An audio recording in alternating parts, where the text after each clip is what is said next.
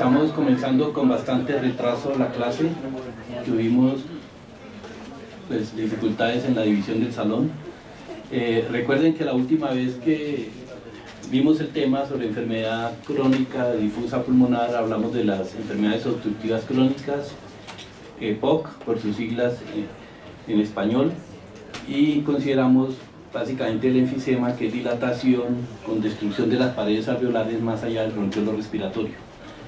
Quedó en el tintero la bronquitis crónica, caracterizada básicamente por síntomas clínicos, tos con expectoración durante al menos 3 meses continuos. El sustrato de esta patología es irritantes en la vía aérea que producen metaplasia de células caliciformes, productores de moco, hipertrofia de las glándulas productoras de moco. El otro capítulo, el asma bronquial, el asma, que generalmente es una hiperreactividad de la pared muscular de los bronquios, ya sea por origen alérgico, en el asma atópica, o por irritantes de la atmósfera, o contaminantes químicos, inclusive la aspirina. Y las bronquiectasias crónicas, que es dilatación permanente de las vías aéreas con infección de la mucosa, que tiene múltiples causas, inclusive congénitas. Pero el tema de hoy básicamente es enfermedades pulmonares difusas que afectan el intersticio, que afectan la pared, enfermedad intersticial difusa crónica. Son enfermedades entonces de larga duración y que ya no se caracterizan por obstrucción al flujo aéreo, sino por bloqueo del intercambio gaseoso a nivel del tabique alveolo capilar. Son enfermedades básicamente de tipo restrictivo. Hay 2 grandes grupos de enfermedades restrictivas que impiden este intercambio gaseoso o afecta el tabique alveolo capilar. Las que vamos a considerar hoy, las enfermedades infiltrativas, intersticiales crónicas, y un grupo de enfermedades que no vamos a considerar, vamos a pasar muy rápido por encima de ellas, que son todas las alteraciones que afecten la pared o la caja torácica. Enfermedades neuromusculares, especialmente poliomielitis, que por su afectación de los músculos indirectamente pues va a restringir la expansión pulmonar. La obesidad severa, que también impide los movimientos respiratorios adecuados. Enfermedades inflamatorias de la pleura, pleuritis generalmente, y deformidades del esqueleto, especialmente sifoescoliosis. El polio es una enfermedad pues, que va a afectar, o una de sus secuelas va a ser afectación de los músculos esqueléticos, el músculo estriado, y depende del grupo pues se va a afectar el paciente en formas diferentes. Una de las formas más graves es el paciente que queda prácticamente cuadripléjico como secuela de esta enfermedad. El hecho es que cuando afecta la reja torácica pues va a impedir o a dificultar notoriamente la expansión pulmonar, y esto va a ocurrir durante muchos meses o años, produciendo una enfermedad pues crónica en estos pacientes. Las secuelas del polio pues entonces afectan músculos generalmente de los miembros inferiores, pueden afectar miembros superiores, caja torácica, dejar el paciente prácticamente cuadripléjico. El paciente con severa obesidad, esto se llamó en alguna época el síndrome de Pickwick, en relación a un personaje de una novela de Charles Dickens, que era un personaje extremadamente obeso, que por este motivo padecía de dificultad para los movimientos respiratorios, es decir, la panza no le dejaba mover el diafragma ni los músculos intercostales. Un paciente pues que tiene hipercapnia, somnolencia permanente, y en la noche pues tiene lo que se llama apnea del sueño, dificultad para respirar adecuadamente. Son los pacientes llamados roncadores. Estos pacientes con el transcurso del tiempo van desarrollando una enfermedad restrictiva pulmonar en forma indirecta por su misma obesidad extrema. Aquí dicen síntomas posibles: mala calidad del sueño, apnea del sueño, somnolencia durante el día, depresión, dolores de cabeza y cansancio. Más o menos lo que le pasa a uno cuando estudia medicina, es decir, uno se la pasa con sueño, con somnolencia, cansancio, depresión, etc. Bueno, control es obvio, perder peso, ¿no? Y oxigenoterapia si es necesario. La cifoescoliosis, una deformidad muy marcada de la columna, puede indirectamente afectar también la caja torácica y producir enfermedad restrictiva pulmonar. No se expande adecuadamente los pulmones. Entonces, ¿dónde está el sitio clave de estas enfermedades? Está en el tabique alvéolo capilar. Entonces, allí va a ocurrir inicialmente un fenómeno inflamatorio que puede quedar desapercibido, pero lo más grave es que ese fenómeno inflamatorio desencadena un proceso de cicatrización, o mejor de fibrosis, que va a afectar el intercambio gaseoso. La fibrosis es deseable en las heridas quirúrgicas, en las fracturas. Uno quisiera pues que se fibrosara pronto, cicatrizara pronto, pero en el pulmón hay sí todo lo contrario. La fibrosis, las cicatrices van a impedir un adecuado funcionamiento pulmonar. Entonces, imagínense el proceso de fibrosis no solamente en un área del pulmón, sino en todo el pulmón, en todo el parénquima. La afectación tan marcada que presenta el paciente. Entonces, en este tipo de enfermedades se va a afectar el intersticio pulmonar. En general, este tipo de enfermedades no son tan frecuentes. Apenas es el 15% de las enfermedades crónicas pulmonares no infecciosas. Es decir, es un porcentaje relativamente bajo. La clínica es relativamente también sencilla. Pacientes con dificultad respiratoria, tos, taquipnea, o sea, aumento en la frecuencia respiratoria, y prácticamente no hay más síntomas. Algunos pacientes pueden tener cianosis por la retención del CO2. Como vimos en algún cuadro anterior, la fibrosis pulmonar conlleva a un aumento en las resistencias vasculares del circuito pulmonar, originando hipertensión pulmonar. La hipertensión pulmonar tarde o temprano va a repercutir en el corazón derecho, en las cavidades derechas del corazón, y va a producir hipertrofia. Cor pulmonale, hipertrofia. La hipertrofia no siempre es sostenida o equipara con la hipertensión pulmonar, y el corazón puede entrar en falla cardíaca derecha.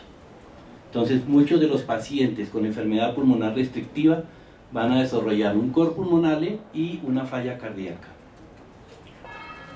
Todas estas enfermedades, que son muchas y que tienen diferentes etiologías, van progresando y van a llegar a un estado terminal. Se llama el pulmón terminal, o llamado también pulmón en panal de abejas. Se llama así porque el aspecto macroscópico e inclusive radiológico recuerda a un panal de abejas. Es más fácil definir estas enfermedades por los test funcionales, la espirometría específicamente, en los cuales nos va a dar una disminución de los volúmenes pulmonares, de la complianza pulmonar, pero generalmente no va a dar signos de obstrucción de las vías aéreas. Es decir, el volumen de expiración forzada en el primer segundo no va a estar alterado. Y ayuda mucho en el diagnóstico de este tipo de enfermedades las imágenes, especialmente la tomografía axial, y sobre todo si es de alta resolución, mucho mejor. Va a presentar unas imágenes típicas que ustedes posiblemente van a ver con los clínicos, con los radiólogos, lesiones nodulares, líneas, lesiones llamadas en vidrio esmerilado.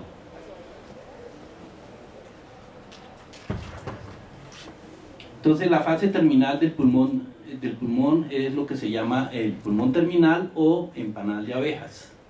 Es decir, son pulmones relativamente pequeños, firmes, consistentes, y al corte pues van a haber una gran cantidad de espacios de apariencia quística. Estos pulmones pues prácticamente son de adorno, no sirven para nada. Este paciente o está muerto o le han hecho un trasplante de pulmón. El examen físico del sistema respiratorio raramente es útil para el diagnóstico y evaluación de las enfermedades pulmonares intersticiales.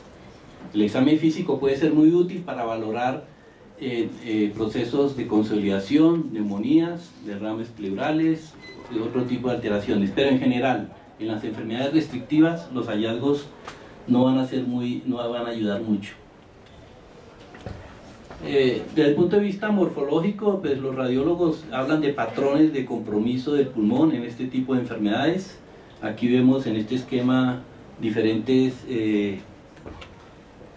patrones, perdón la redundancia, lineal, reticular, retículo en panal de abejas, nodular, retículo nodular. En general, las imágenes radiológicas pues aportan mucho para el diagnóstico de estos pacientes. Aquí, por ejemplo, tengo una ilustración de una opacidad en un TAC pulmonar en vidrio esmerilado. Vamos a ver si lo logro ubicar. Es esta zona, se llama opacidad en vidrio esmerilado, ground glass, comparada con el pulmón del otro lado.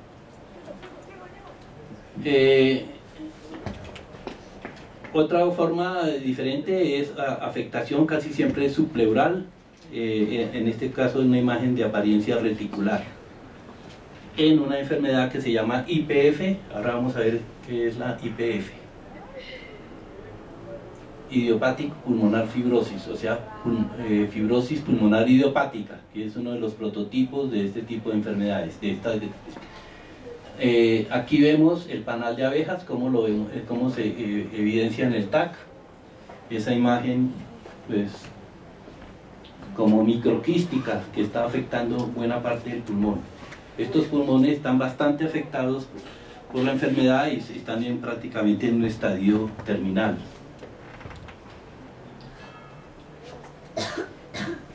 Hay muchas clasificaciones de la enfermedad pulmonar restrictiva. El libro texto de Robbins básicamente tiene estos 5 grupos. Las más importantes son las llamadas fibrosantes, su nombre lo indica, producen fibrosis en el tabique alveolo capilar.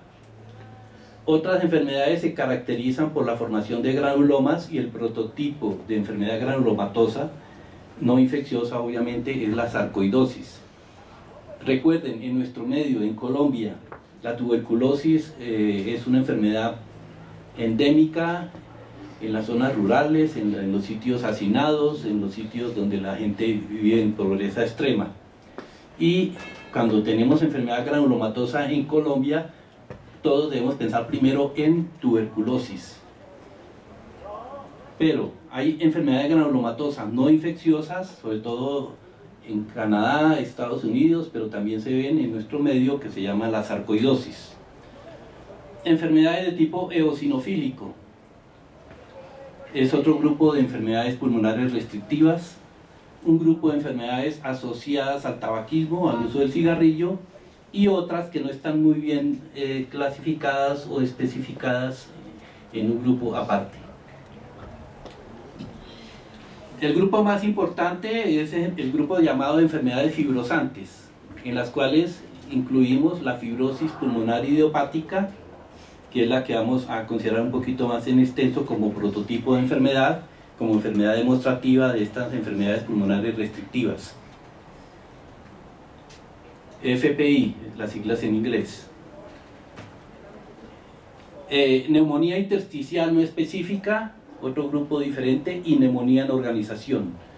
Esa neumonía en organización se llama neumonía en organización criptogénica. Cripto quiere decir de origen desconocido. Un buen grupo de estas enfermedades fibrosantes están asociadas a enfermedades del colágeno, a enfermedades autoinmunes. Las más importantes asociaciones son el lupus, la artritis reumatoidea y la esclerodermia. Siempre que tengamos pacientes con este tipo de enfermedades autoinmunes, debemos pensar que puede haber afectación pulmonar.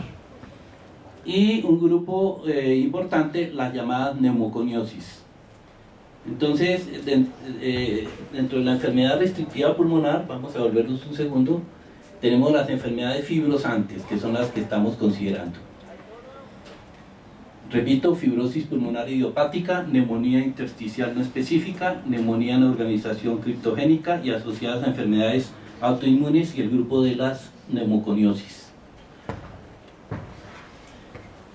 La fibrosis pulmonar idiopática, entonces la vamos a considerar como el prototipo de enfermedad fibrosante. Básicamente esta enfermedad se caracteriza por hallazgos clínicos y patológicos, es un síndrome clínico patológico, y la característica principal es una fibrosis progresiva del pulmón, y que clínicamente se va a manifestar como una falla respiratoria. El cuadro patológico es sinónimo con neumonía intersticial usual.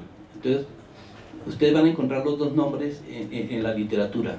Neumonía intersticial usual, UIP en inglés, que es la forma patológica de la fibrosis pulmonar idiopática.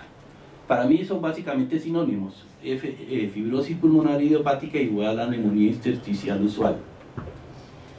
Para llegar a este diagnóstico se necesita obviamente historia clínica, exámenes de laboratorio, imágenes radiológicas y a veces la biopsia pulmonar. Recordemos, este tipo de enfermedades son apenas el 15% de las patologías crónicas no infecciosas del pulmón. Entonces, UIP y IPF son básicamente sinónimos. Es decir, fibrosis pulmonar idiopática es sinónimo con UIP, que es la forma patológica. Entonces, en este tipo de enfermedades vamos a encontrar una correlación entre la morfología, entre la patología y los hallazgos de imágenes. Predominantemente el compromiso va a ser en las pleuras, subpleural y en los tabiques. Va a ser una enfermedad relativamente superficial al comienzo. ¿Por qué se origina esta enfermedad? Entonces, se achacan o se acusan factores del medio ambiente. Uno de ellos el tabaquismo, exposición a algunas partículas, es una enfermedad que le puede dar a los peluqueros, a personas que se exponen a otro tipo de partículas, y últimamente se ha considerado a los pacientes que sufren de reflujo gastroesofágico. Se ha encontrado una asociación entre reflujo gastroesofágico y desarrollar fibrosis pulmonar idiopática. Obviamente todas las personas que se exponen o nos exponemos a partículas, al tabaco, al reflujo, no vamos a desarrollar esta enfermedad tan grave. Entonces debe existir unos factores genéticos que hacen que estos pacientes sean susceptibles de desarrollar la enfermedad. ¿Qué genes se han visto que pueden estar afectados y que hacen que el paciente sea susceptible a estos irritantes ambientales? Los genes asociados con las telomerasas, esos genes se llaman TERT. ¿Qué es lo que hacen las telomerasas en las células? Protegen, hacen que los telómeros, los extremos de los cromosomas permanezcan en buenas condiciones, es decir, no se destruyan. ¿Por qué? Porque cada vez que una célula se reproduce, los telómeros sufren algún tipo de lesión o de acortamiento. Las telomerasas pues son enzimas que van a recuperar esta lesión en el cromosoma. Entonces se cree que los pacientes que tienen mutaciones en los genes de la telomerasa, TERT, no van a desarrollar una adecuada reparación de los telómeros, y eso hace que las células sean susceptibles a otro tipo de daño. Genes asociados con la producción del surfactante pulmonar, genes que tienen que ver con la producción de un moco, el MUC5B. Entonces, la unión de factores ambientales y factores genéticos parece que favorece el desarrollo de esta enfermedad. Es una enfermedad de pacientes relativamente mayores de 50 años, y aquí estoy ilustrando qué pasa con los telómeros. Cuando somos pequeños bebés, el telómero es muy largo, es largo, es en el extremo de los cromosomas, y a medida que las células se reproducen, entran en mitosis, van perdiendo la longitud de esos telómeros, a pesar de la acción de las telomerasas. En un adulto ya van a ser cada vez más cortos los telómeros, y en una persona mayor pues los telómeros van a ser mucho más cortos. Entonces, ¿qué hace la telomerasa? Trata de impedir este desgaste en los extremos de los cromosomas. En algún momento vamos a ver que en el cáncer es una célula que produce mucha telomerasa para evitar que los cromosomas se alteren y dejen de multiplicarse. Al cáncer le importa que la célula se reproduzca indefinidamente. Las células cancerosas son productoras de telomerasa para permitir la buena estructura de los cromosomas y por lo tanto un alto número de mitosis. En condiciones normales de la vida estos telómeros se van acortando con el transcurso de los años. Bueno, ¿qué se cree? ¿Por qué se produce esta enfermedad fibrosante? Parece que los factores que hemos mencionado, irritantes, inclusive virales, afectan o irritan el epitelio de los alvéolos. Y el alvéolo responde liberando sustancias, mediadores, y una de las más importantes es el factor de crecimiento transicional, TGF-beta 1. Ese factor de crecimiento lo que hace es estimular la producción de fibrosis y depósitos de colágeno en la pared de los alvéolos. No es transicional, es transformante. TGF quiere decir factor de crecimiento transformante, beta 1, perdóneme el error. El hecho es que este factor este factor de crecimiento transformante estimula a los fibroblastos y a los miofibroblastos a depositar colágeno, y eso en el fondo termina en una fibrosis del pulmón. Ese es lo que se cree más importante de por qué se produce la enfermedad, la patogénesis. Desde el punto de vista morfológico, los pulmones son relativamente más pequeños, son de consistencia más firme y generalmente dicen que tiene un aspecto como empedrado. Es decir, no sé si se ve muy claro ese aspecto, tal vez en el lóbulo marco con el cursor, tal vez aquí tiene un mejor aspecto en empedrado.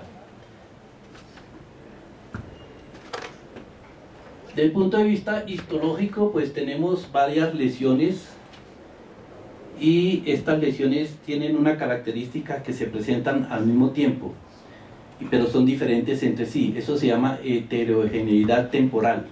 Diferentes lesiones que se presentan simultáneamente en el pulmón. ¿Cuáles son esas lesiones? La fibrosis, los focos fibroblásticos y áreas con aspecto de panal de abejas. Entonces es característica la morfología de los pulmones con este tipo de enfermedad, UIP, o fibrosis pulmonar idiopática, la presencia de lesiones de aspecto diferente en una misma zona, en una misma área. Inclusive vamos a encontrar alvéolos perfectamente normales. En cambio, el compromiso inflamatorio es prácticamente desapercibido, es mínimo. Aquí vemos en estas diapositivas un pulmón de corte normal y otro pulmón con la enfermedad, en el cual el compromiso de fibrosis básicamente es subpleural. Al microscopio vemos lo que llaman focos fibroblásticos, fibrosis, y que alterna con área del pulmón normal. En otras zonas podemos encontrar dilataciones quísticas llenas de moco, tapizadas por neumocitos 2, que son el panal de abejas, y focos de inflamación crónica. Realmente la inflamación crónica no es tan característica de la enfermedad. Entonces, este es un aspecto típico de un pulmón con esta enfermedad. Tenemos alvéolos normales y tenemos focos fibroblásticos. Aquí de pronto ya se está formando panal de abejas.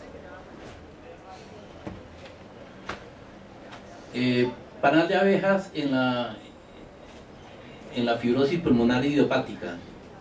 Definición: destrucción del tejido, destrucción arquitectural o arquitectónica del tejido pulmonar, con espacios aéreos tapizados por bronquiolos o metaplasia bronquiolar, epitelio bronquiolar, y unas paredes muy gruesas y fibrosadas.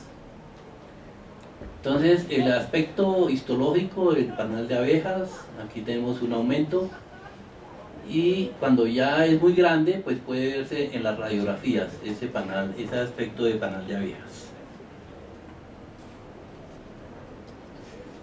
La clínica, pues como les digo, no muestra mayor cosa. Es un paciente que tiene dificultad respiratoria, tos seca, es decir, eso es muy inespecífico. Muchas enfermedades van a dar esa clínica. El comienzo es insidioso, el paciente no va a decir desde ayer tengo tos seca y dificultad respiratoria, no, es una enfermedad que se va presentando con los meses, con los años y va progresando. Pacientes adultos mayores, 55, 75 años. Ya en estados avanzados sí se acompaña de otros signos como la hipoxemia, mala oxigenación tisular, la cianosis y lo que se llaman dedos en palillo de tambor o clubbing en inglés. Estos ya son signos clínicos cuando el compromiso pulmonar es avanzado. Tratamiento del paciente, una inmunosupresión muy severa o el trasplante pulmonar. Aquí tenemos uno de los hallazgos clínicos en pacientes con esta enfermedad, en la neumonía intersticial usual o en la fibrosis pulmonar idiopática, que son prácticamente sinónimos, que es los dedos en palillo de tambor. ¿Cómo llaman los que tocan batería? ¿Baquetas? ¿Baquetas? Algo así. Baquetas. Otro tipo de pulmonar enfermedad restrictiva pulmonar fibrosante son las neumoconiosis. Aquí lo llaman enfermedad del pulmón negro. No pulmón de negro, eso es otra cosa diferente. No, esto es enfermedad de pulmón negro. Porque se describió inicialmente en trabajadores de las minas de carbón. Pero la neumoconiosis en realidad, pues en este momento es cualquier tipo de partícula orgánica o inorgánica que produzca, que se deposite en los pulmones y produzca enfermedad fibrosante. Aquí tenemos entonces las primeras víctimas de la exposición a partículas de carbón. Aquí tenemos unos mineros, deben ser rusos, lo digo por el señor de atrás, deben ser unos rusos que se exponen durante muchos años o toda su vida a partículas y que pueden desarrollar este tipo de enfermedades. La neumoconiosis pues cubren gran cantidad de partículas, ya no es estrictamente la del carbón. Son enfermedades provocadas por partículas orgánicas, inorgánicas, vapores, humos, químicos que van a desarrollar enfermedades fibrosantes crónicas. Por eso está en el grupo de las enfermedades intersticiales. Hay muchas clasificaciones. Esta es tomada del libro donde habla de la gente, del tipo de enfermedad que produce y en qué momento se expone uno. El carbón, por ejemplo, un polvo mineral, produce antracosis y se expone haciendo minería en las minas de carbón. Tenemos otras, la sílica, los asbestos, el berilio. También tenemos polvos orgánicos. Recuerden que les dije no confundir con los polvos orgásmicos, que esos son mucho mejores. Estos son estos lesionan mucho. Los polvos que inducen asma, etcétera, etcétera, vapores y químicos, el óxido. Uy, están grabando, se me había olvidado. Perdón. Enfermedades pulmonares ocupacionales. Entonces, la neumoconiosis está cubriendo todas las enfermedades pulmonares que tienen que ver con ocupaciones. Tenemos también las neumonitis por hipersensibilidad a ciertas partículas, se involucran en las enfermedades de tipo ocupacional. ¿Qué es una enfermedad ocupacional? A la cual yo me expongo por mi profesión. Por ejemplo, yo soy patólogo, entonces me expongo al formol, al silol, a todo este tipo de vapores altamente lesivos. Enfermedades el pulmón de los granjeros. Entonces el señor granjero en su finca, en su hacienda, se expone a muchas partículas y puede desarrollar una enfermedad ocupacional. La bagazosis, los que se dedican al cultivo de caña de azúcar y la cortan y la procesan. El pulmón de aire acondicionado o humidificadores. No crean que el aire acondicionado que usamos en tierra caliente puede ser inocuo. La que hacen las abuelitas, el pulmón de las que cuidan pajaritos en sus jaulas. Eso es peligrosísimo, los bichitos estos tan inocentes y tan amigables. Trabajadores del queso, de la industria del queso, trabajadores de la malta, trabajadores de la paprika, la hipersensibilidad a los moluscos, a la concha de los moluscos, etcétera, etcétera. De la neumoconiosis en sí, la exposición al asbestos, al berilio, a la sílica, el carbón, ya lo hemos mencionado, la vicinosis que se desarrolla en pacientes dedicados a los textiles, la chalicosis, enfermedades de los que pulen piedra. Mejor dicho, no se puede trabajar definitivamente. Miren, esto es mucha hermosura y qué peligro, ¿no? Para desarrollar una neumoconiosis. Y obviamente parece que no produjera ningún tipo de lesión, pero la exposición durante muchos años, sobre todo a las heces secas, desecadas de estas aves, puede llevar a neumoconiosis. Trabajadores de la industria de la lana. En este país pues no es tan importante, pero en países del norte de Europa, en Australia más que tener vacas ya tienen son ovejas, y esa gente se expone mucho a estas partículas. Mineros, todo tipo de minería legal, ilegal, pirata o no pirata, está expuesto a partículas que pueden desarrollar neumoconiosis. Se necesita entonces también, como en todas las enfermedades, una predisposición genética. La persona, para que desarrolle la enfermedad, debe ser susceptible a desarrollarla. La enfermedad depende de la cantidad de polvo que pase por el pulmón, del polvo que se retenga. Es diferente exponerse una vez a hacerlo durante años, durante toda su vida.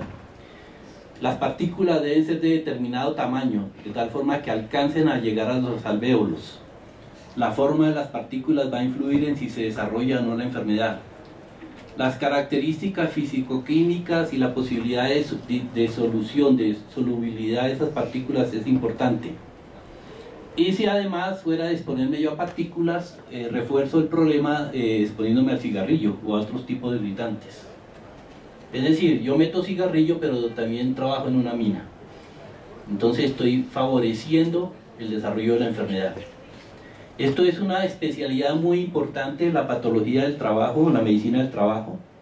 Es una especialidad muy importante que tiene consecuencias de legislación, pleitos, indemnizaciones, porque obviamente los patrones, los dueños de las empresas no quieren reconocer que el paciente se enfermó por su trabajo, y el paciente quiere que se le reconozca o se le indemnice por haberse enfermado. Muchos de ustedes posiblemente se van a dedicar a la medicina del trabajo y van a tener que ver con estos temas.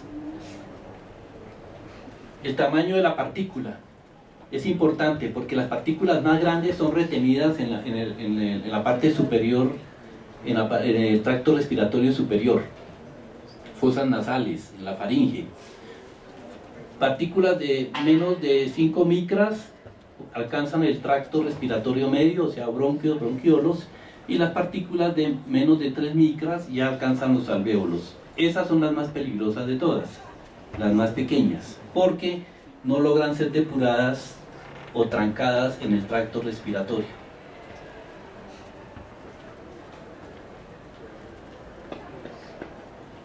La patogénesis pues es similar a la que ya mencioné.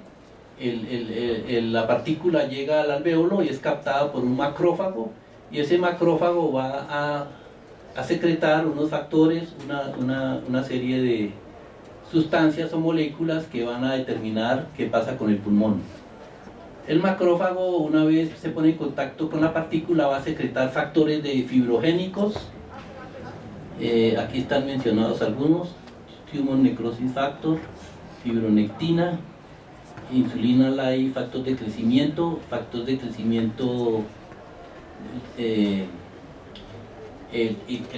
transformante, el que les mencioné antes. Esos factores de crecimiento o factores fibrogénicos, perdón, van a hacer que proliferen los fibroblastos y comiencen a producir colágeno.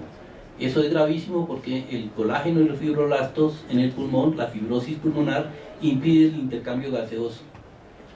Factores tóxicos como los radicales libres, eso no es ningún partido político, eso son unos derivados del oxígeno. Factores proinflamatorios que favorecen el acúmulo de células inflamatorias que van a su vez secretar factores tóxicos. Es decir, todos los factores están en contra de la salud del pulmón. La llegada de las partículas y la activación de los macrófagos. No se les olvide, debe haber una susceptibilidad genética. Si aquí todos nos exponemos a unas partículas durante 5 o 10 años, un porcentaje apenas van a desarrollar la neumoconiosis. O vamos, no sabemos, ¿no? Pues yo llevo más de 40 años expuesto al formol, al xilol y todas esas cosas, y no me dan ni tos, pero hay otras personas pues, que desarrollarían la enfermedad inmediatamente o con unos pocos años. Las neumoconiosis más importantes son la de los mineros del carbón, que fue la primera que se describió, la exposición a la sílica, a los asbestos y al berilio. Pues estas son algunas, es decir, hay muchísimas tipos de partículas, pero las neumoconiosis más importantes las tengo acá, en ese cuadro. Y escogí una porque me pareció muy importante, porque no solamente puede producir neumoconiosis, sino puede producir tumores malignos en la pleura y en el pulmón. La enfermedad relacionada con los asbestos. Ustedes han oído últimamente, de unos años para acá, que hay políticos y dirigentes que están muy interesados y movimientos cívicos en eliminar los asbestos. Eso es de unos años para acá. Hace 50 años todo el mundo vivíamos al lado del Eternit, tejas de Eternit, tanques de agua de Eternit, todas ricas en asbestos. Enfermedades producidas por los asbestos en el pulmón y en otros órganos. Unas llamadas placas fibrosas en las pleuras. Son unas placas que se pueden formar durante el transcurso de los años y se pueden calcificar en la pleura o en el diafragma. Derrames pleurales, fibrosis intersticial difusa del pulmón, llamada también asbestosis, carcinoma del pulmón, mesotelioma maligno. El mesotelioma maligno es más maligno que el mismo carcinoma de pulmón, enfermedades extremadamente graves, y se interroga tumores extrapulmonares de colon o de laringe. Entonces, estas son las afectaciones desde el punto de vista patología que pueden hacer la exposición a los asbestos. Los que se exponen a los asbestos o nos hemos expuesto a los asbestos, se desarrolla la enfermedad unos 10, 20 o 30 años después, o sea que no se acuerdan ni el mismo paciente si se expuso o no se expuso. Es un periodo de latencia sumamente largo. Miren las placas fibrosas en la pleura. Es una reacción del tejido, una fibrosis de la pleura a la fibra de asbesto.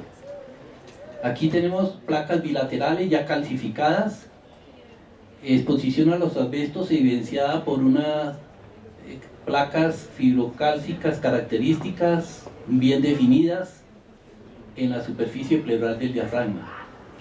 Los derrames pleurales, muchas de las manifestaciones de una exposición a los asbestos es colección líquida en la pleura, derrame pleural. La fibrosis intersticial del pulmón por alta exposición a los asbestos durante muchos años. Este tumor que envuelve prácticamente los pulmones hace una coraza tumoral alrededor de los pulmones. Aquí vemos que ha reemplazado la pleura con una membrana gruesa, blanca. Eso es tumor, es mesotelioma, una enfermedad muy grave que da poca sobrevida. Entonces se cree que el mesotelioma maligno es un tumor muy agresivo relacionado con la exposición a los asbestos. Mira, aquí hay más tumor que pulmón. Aquí uno dice, ese tumor tiene un pedazo de pulmón, y no ese pulmón tiene tumor. Es una cosa exagerada. Al microscopio vamos a encontrar, y que nos ayuda mucho al diagnóstico, la presencia de los llamados cuerpos de asbesto. Los cuerpos de asbesto son unas fibras de asbesto que están rodeadas de depósitos proteináceos cubiertas a su vez de hierro. Esa es la característica de los cuerpos de asbesto. Tienen tanto hierro que a veces se llaman cuerpos ferruginosos. En general, los cuerpos de asbesto y los cuerpos ferruginosos son casi sinónimos y los vamos a ver al microscopio. Y son estas espículas que parecen collares de cuentas, si las determinan, y recubiertas por hierro.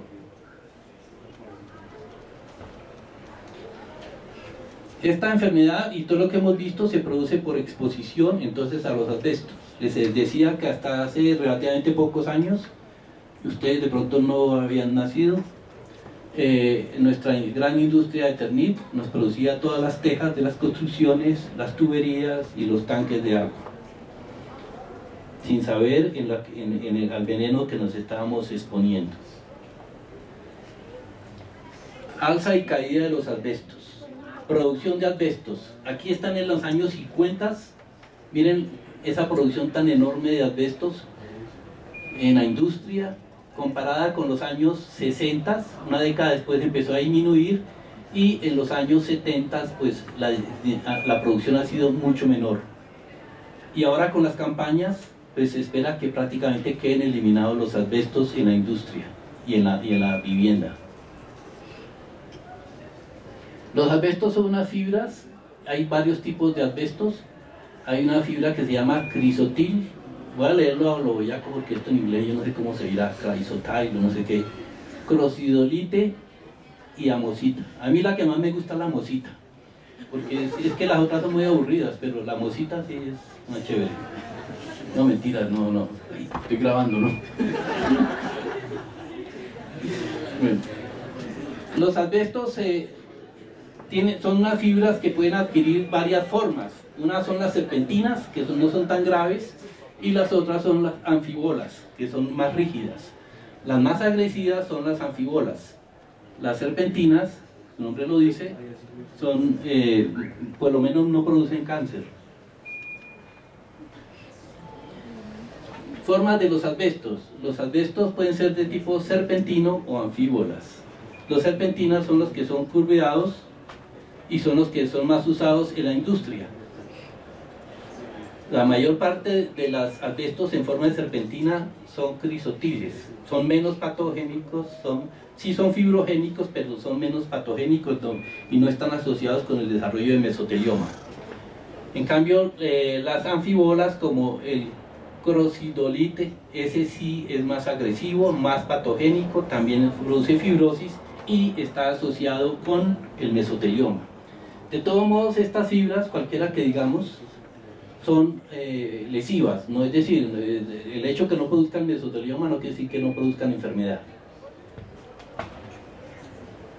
Pacientes con este tipo de enfermedad pues producen síntomas muy inespecíficos, dificultad respiratoria, disnea, tos, con o sin esputo, pueden progresar a falla respiratoria, a cor pulmonale, pero lo más grave no es eso, lo más grave es que desarrollen un cáncer pulmonar, un mesotelioma pleural. Bueno, esto ya lo he mencionado, las anfibolas son más patogénicas, son fibras de 8 micras de longitud y un espesor de media micra, son más lesivas que los otros tipos de fibra. Y a altas dosis y exposición permanente pueden desarrollar mesotelioma. Y el otro capítulo que tenemos para hoy son las enfermedades vasculares, pero es que estamos muy colgados de tiempo porque se demoró mucho la adecuación del salón. Pero espero que les haya quedado algún concepto claro sobre las enfermedades fibrosantes. Cogí un prototipo, la más importante, la fibrosis pulmonar idiopática, y de las neumoconiosis, la asbestosis. Entonces apoyen los movimientos, por favor, de eliminación de los asbestos, que salgan las leyes que no hemos logrado que salgan. Bueno, muchas gracias. Chao, chao. Si alguien va a bajar la presentación fuera de la película.